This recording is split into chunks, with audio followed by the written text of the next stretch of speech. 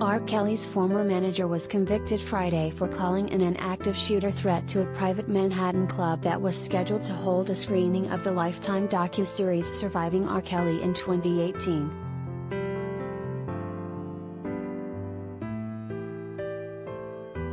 Donnell Russell was convicted on one count of threatening physical harm by interstate communication, but acquitted on a related conspiracy count.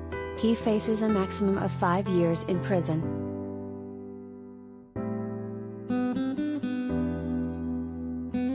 Russell used his home phone in Chicago to call the NeueHouse Madison Square on December 4, 2018 and tell a worker there that someone in the crowd had a gun and was going to shoot up the place, the Manhattan federal court jury found.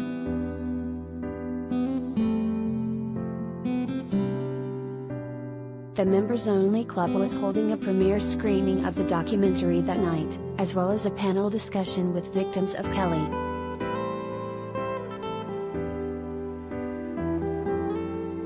Throughout the 3-day trial, prosecutors showed the panel that Russell made repeated phone calls to the theater that day, threatening legal action and claiming the documentary about the disgraced R&B star violated copyright laws.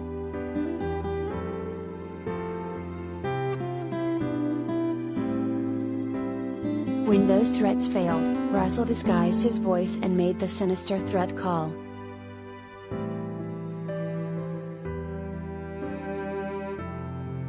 The call was short.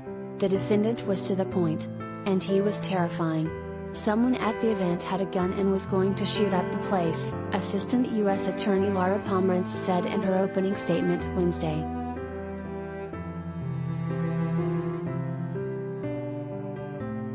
Russell was motivated by money, Pomerantz argued, telling jurors that if the event went on as scheduled it would hurt Kelly's reputation, and hurt Russell's bottom line.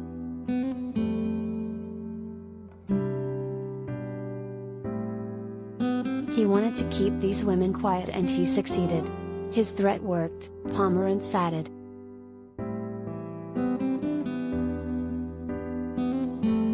Russell's attorney, Michael Friedman, argued the evidence prosecutors had was limited and did not prove his guilt beyond a reasonable doubt.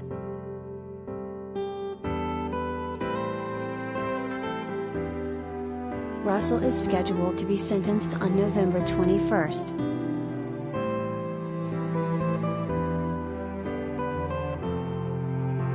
Kelly, the one-time R&B superstar, was convicted in September 2021 for racketeering and violations of the Mann Act.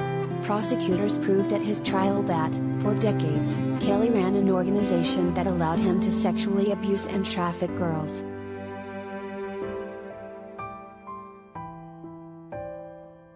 He was sentenced to 30 years in prison in June.